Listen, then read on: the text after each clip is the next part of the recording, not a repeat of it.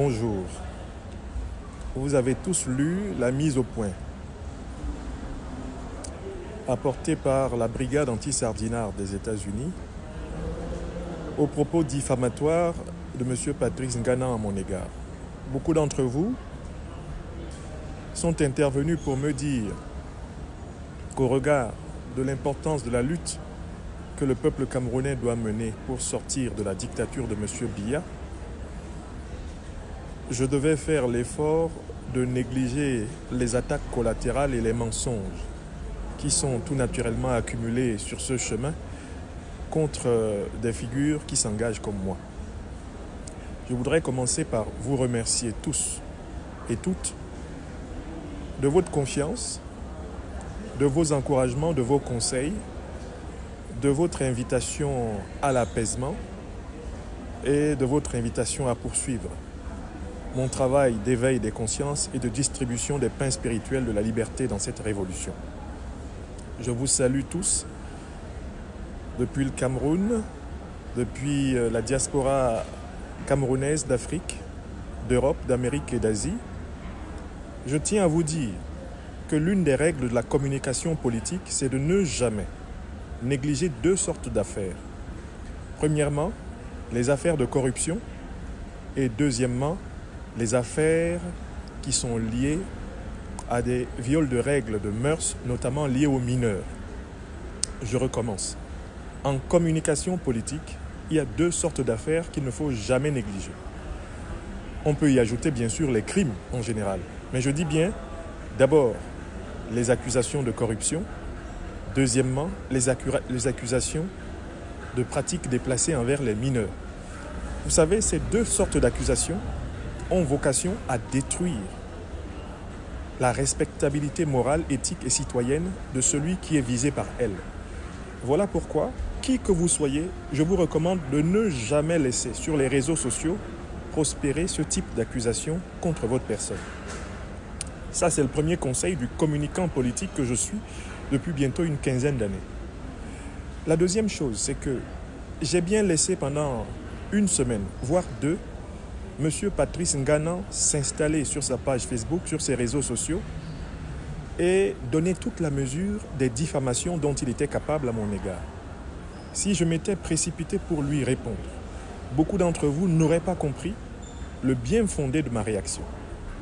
Je lui ai bien laissé plus de 10 jours, durant lesquels, sur ses pages réseaux sociaux, il m'a allègrement diffamé. Il aurait pu tout dire, tout raconter, sauf toucher à mon honneur, à ma dignité, à ma probité morale. Il a affirmé que le MRC du président Maurice Kamto m'a invité au Canada et que dans ces conditions, j'ai bénéficié de paiements, de rémunération du parti ou des cellules du parti du président Maurice Kamto. J'affirme une fois de plus et une dernière fois ici qu'il n'en a jamais été question et que si cela avait été la base de mon déplacement au Canada, par respect pour le peuple camerounais, j'aurais informé, ici même sur ma page Facebook, que le parti du président Maurice Kamto m'invitait à donner une conférence au Canada. Et évidemment, quand vous invitez à donner une conférence, vous payez l'avion de l'invité, vous payez son hôtel. Et d'ailleurs, si l'invité vous demande éventuellement une contribution en termes d'indemnité de conférence, vous la payez aussi. Patrice Ngana est bien placé en tant que professeur d'université, en tant qu'écrivain et que conférencier, pour savoir dans quelles conditions on invite des personnalités intellectuelles à travers le monde. Or, je vous le dis, le MRC, et encore moins une cellule du MRC, ne m'a pas invité au Canada. Au Canada, j'ai été invité par une association de Camerounais qui s'appelle Résistance Alberta, basée à Calgary. Cette association m'a invité à donner une conférence. Cette conférence, je l'ai donnée sans demander la moindre rémunération. L'association Résistance Alberta, basée à Calgary, s'étant contentée de payer mon billet d'avion, contentée de payer mes frais d'hôtel, mes frais de transport dans la ville, en tout cas pour y arriver. Je n'ai demandé pour cette conférence aucun rond. à l'association Résistance Alberta, qui publiera aujourd'hui même la confirmation des dires que je suis en train de proférer. Ça, c'est pour le premier point. M. Nganan s'est permis d'affirmer que j'avais été financé par le parti du président Maurice Kamto ou les cellules de son parti lors de ce voyage. Je dément formellement ces accusations. Et puis, je conclurai ce direct en vous disant pourquoi M. Nganan a eu besoin de mentir sur mon compte. Deuxième affirmation de M. Patrice Nganan, encore trouvable sur sa page. Moi, Franklin Nyamsi-Wa Cameroun, j'aurais été financé par la brigade anti-sardinard des États-Unis pour partir du Canada et venir à Washington où j'ai participé aux travaux de la brigade anti-sardinard et notamment au lobbying pour le Cameroun au Sénat des États-Unis. Je vous le dis solennellement, cette affirmation est fausse. Cette diffamation infamante n'est fondée sur aucune réalité. D'ailleurs, vous pouvez trouver sur ma page Facebook comme sur la page Facebook de la brigade anti-sardinard un démenti en bonne et due forme. Je n'ai jamais reçu, ni en France, ni au Canada, ni aux États-Unis, ni où que ce soit sur la terre, le moindre rond d'une brigade anti-sardinard et je n'en ai jamais demandé. Mon dernier voyage aux États-Unis pour la conférence au Canada était une invitation en bonne et due forme faite à un intellectuel, fils du Cameroun, par une association citoyenne qui n'est pas le MRC et une association d'ailleurs à laquelle je n'ai pas demandé de payer les indemnités de conférence du professeur agrégé et docteur de l'université que je suis quand même. Je ne l'ai pas demandé. Pourquoi? Parce qu'il s'agissait bien sûr de parler du Cameroun, mon pays natal, et que ma contribution à cette occasion, c'était d'apporter mon intelligence et de la mobiliser pour mon pays natal. La brigade anti-sardinard des États-Unis a publié aujourd'hui même, dans la nuit, un démenti formel indiquant très clairement que c'est à titre bénévole que j'ai apporté mon soutien à son activité elle-même bénévole. C'est à titre bénévole que j'ai accompagné Madicom, Micheline Ewan, Doris Toyou, Emmanuel Fokou et tous les autres lobbyistes camerounais de la place de Washington au Sénat américain. Et nous avons été fort efficaces, vous en avez vu quelques résultats.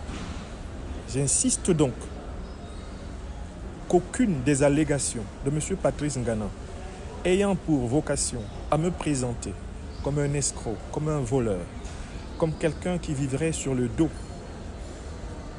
des brigades anti-sardinards, brigades citoyennes et bénévoles, qui elles-mêmes ne sont payées par personne, qui se payent d'elles-mêmes, de leur temps, de leur énergie pour résister contre le régime Biya, eh bien, aucune de ces allégations n'est fondée. Je demande solennellement à tous ceux qui veulent la paix dans cette diaspora d'ordonner à M. Nganan de retirer ces affirmations publiquement, immédiatement, solennellement. À la suite de quoi je considérerai le dossier comme clos. Si M. Nganan ne retire pas ces allégations, cette diffamation qu'il a affichée, pour lesquelles les captures d'écran existent, de nombreux témoins existent, s'il ne les retire pas, je le considère à partir de cet instant comme un ennemi de la révolution citoyenne camerounaise. Je le considère à partir de cet instant comme un allié objectif du régime de M. Paul Barthélémy Biya pour nous contrer, nous empêcher de nous mobiliser correctement autour du président élu du peuple camerounais, le professeur Maurice Kamto. Si M. Nganan ne retire pas immédiatement toutes les immondices qu'il a cru bon de déverser sur ma personne, eh bien, je vais le considérer comme un ennemi de la révolution et je vais le traiter comme tel. Alors, M. Nganan devrait savoir qu'en matière d'adversité, j'ai une expérience qu'il n'a pas. Qu'en matière de résistance, j'ai une expérience qu'il n'a pas. Et il devrait peut-être savoir qu'en matière de patience, j'ai une capacité d'encaisse, j'ai un cuir suffisamment épais pour pouvoir très sérieusement l'amener au besoin devant les tribunaux américains et devant les tribunaux français à arrêter toute forme de diffamation de cette nature à mon égard. Maintenant, je voudrais conclure en disant pourquoi Patrice Ngana a été en quelque sorte amené à cette bassesse de me diffamer et de mentir, maintenant qu'il a été démenti par la brigade anti-sardinard des États-Unis, maintenant que toutes les brigades anti-sardinard du monde pourront témoigner que jamais je n'ai obtenu de la moindre d'entre elles le moindre sou, maintenant que toutes les brigades anti-sardinard camerounaises, que ce soit à l'intérieur ou à l'extérieur, témoigneront que le professeur Franklin Nyamsi n'a jamais, ni de près, ni de loin, trempé dans la moindre histoire de sous de l'histoire de cette diaspora, eh bien, il faut que je vous dise pourquoi Ngana a fait cela. Patrice Ngana est malheureusement installé dans une erreur terrible, celle de penser qu'il n'y a pas de place pour tout le monde. Il n'y a pas de place pour tout le monde dans cette résistance. Ngana était tombé dans l'illusion d'être l'idéologue unique, isolé, suprême, absolu de la résistance camerounaise. Et Ngana, en réalité, découvre, chemin faisant, qu'il y a beaucoup de Camerounais intelligents, et pas seulement le professeur Franklin Nyamsi. Ngana découvre, en chemin, qu'il y a beaucoup de Camerounais cohérents, et pas seulement le professeur Franklin Nyamsi. Ngana découvre, en plein chemin, que toutes les attaques dont il a été responsable, contre Jean-Achille Mbembe, contre Wilfried Ekanga, contre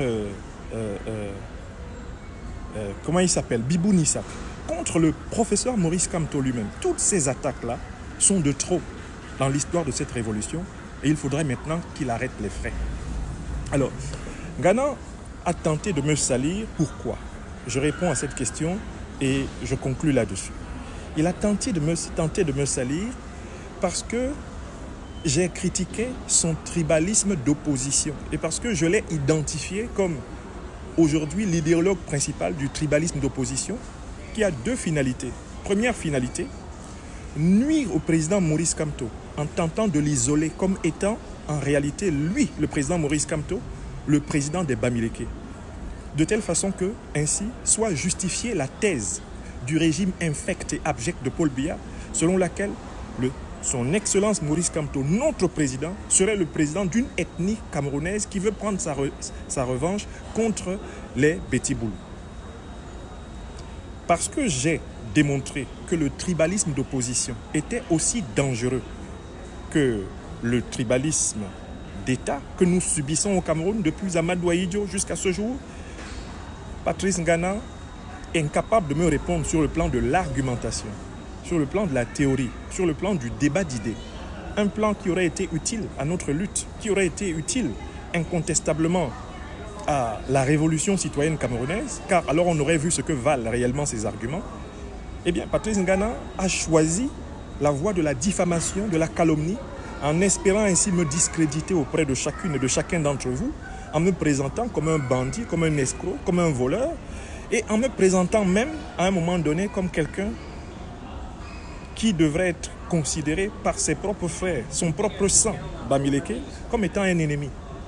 Il a écrit sur sa propre page, Franklin Nyamsi ne sait pas qu'il a affaire au cap des Bamileke. Je dis donc ici que c'est pour cela que Patrice Ngana a fait cela, en espérant me séparer de mes frères et sœurs de combat, de toutes origines ethniques du Cameroun, et en particulier de mes frères et sœurs du pays Bamileke, dont je suis un fils profond et adoptif. Donc, il fallait, pour conclure cette séquence, que je le dise et que ce soit clair pour tout le monde. Beaucoup d'entre vous m'ont encouragé à négliger. Beaucoup d'entre vous m'ont dit il faut laisser tomber. Attention, c'est peut-être parce que vous n'avez pas l'expérience de la communication politique. Quand on vous accuse de vol, de corruption, ou quand on vous accuse de crimes sexuels, sachez qu'on vous détruit ainsi. Et si vous croisez les bras en espérant que les gens auront suffisamment d'intelligence pour ne pas y croire, méfiez-vous, nous sommes à l'ère de la révolution cybernétique, à l'ère des réseaux sociaux. À cette ère-là, l'action appelle la réaction. La bassesse appelle la correction. Je conclus donc en disant, Patrice Ngana m'a diffamé, les démentis sont en train de pleuvoir, Patrice Ngana si véritablement il est sincèrement engagé pour le changement politique au Cameroun, a intérêt à présenter ses excuses, à mettre fin à son cycle de diffamation. S'il reste dans cette dimension, celle de la diffamation et de la calomnie, et n'accepte pas de s'installer dans la vraie dimension d'un intellectuel révolutionnaire, d'un intellectuel démocratique, d'un intellectuel républicain, celle où il est attendu et où je l'encourage à me rejoindre, Patrice Ngana devra répondre devant les tribunaux français et devant les tribunaux américains de toute diffamation supplémentaire ou de toute continuation de diffamation sur ces sujets particuliers à mon égard. Patrice Ngana ne sait pas que j'ai traîné Jeune Afrique, le journal Jeune Afrique à Paris au tribunal et que j'ai gagné. Patrice Ngana ne sait pas que j'ai traîné dans ce pays, la France, des citoyens français au tribunal et j'ai gagné. Patrice Ngana ne sait pas que sur la place de Washington, où j'ai mes racines depuis bientôt une décennie, je peux le traîner efficacement au tribunal et être malheureusement celui qui le mettra dans les fers. S'il continue de jouer au fou, il va trouver son enchaîneur. Je tenais à le dire aujourd'hui et à tous ceux d'entre vous qui disent « Oh là là, que c'est dommage, la révolution est divisée », je vous dis faites très attention. Vous n'avez pas encore compris l'importance de la communication politique dans la révolution. Il faut que vous la compreniez. Franklin Nyamsi au Cameroun ne parle pas seulement pour sa tête, encore que j'ai le droit de défendre ma tête. Je parle pour tous ceux qui croient en moi, tous ceux qui savent ce que j'apporte, tous ceux qui savent ce que je vaux, tous ceux qui savent qui je suis et qui pourraient être exposés précisément en raison de la violence de la campagne déclenchée par M. Ngana contre ma personne à quelques doutes. Et donc à partir d'aujourd'hui, je vous charge, vous qui voulez que règne la paix, la cohésion, l'union dans notre diaspora, de dire à M. Ngana de retenir son glaive. Il s'apprête à utiliser son glaive contre le président Maurice Kamto en personne. Notre président élu, celui pour lequel notre engagement a enfin un visage et une figure. Il s'est attaqué à tous ceux qui représentaient celui qui est en prison pour nous.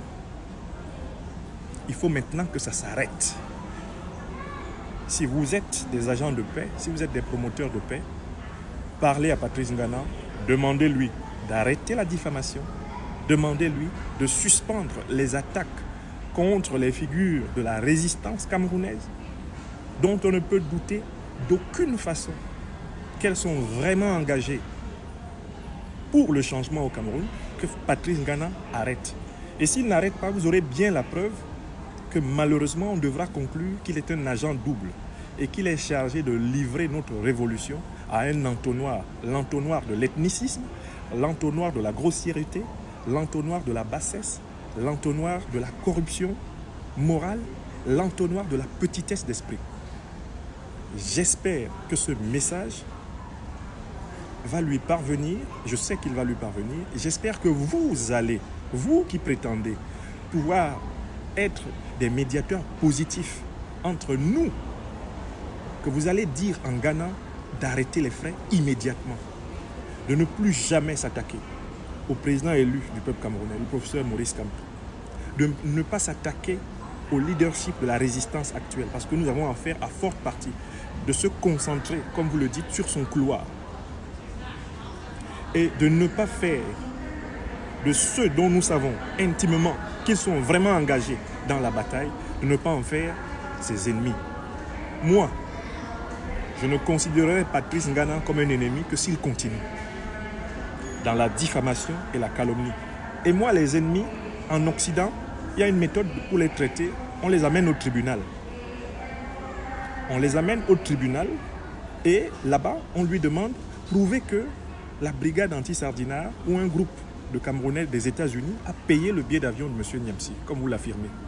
On l'amène, on lui dit prouver que le parti du président Maurice Kamto a payé le billet d'avion du professeur Franklin Nyamsi. On l'amène dans un tribunal et comme il ne peut pas le prouver, on le condamne.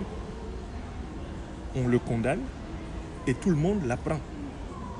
Je ne veux pas être obligé de le faire. Car pour ma part, je considère que Patrice Ngana est quelqu'un qui est perturbé. Il a une histoire de vie dans laquelle sans doute la violence a occupé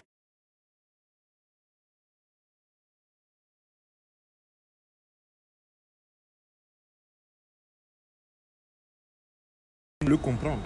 Je suis prêt à comprendre que la violence dans laquelle Ngana a vécu, dans laquelle il a grandi, est soit le facteur qui perturbe ses rapports avec les gens, qui fait qu'il ne soit pas capable d'avoir des relations sociales stables.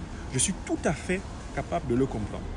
Je rappelle que quand Patrice Ngana a été arrêté, j'ai fait partie des tout premiers intellectuels camerounais à se lever pour dénoncer son arrestation, pour écrire, pour protester, pour se mobiliser.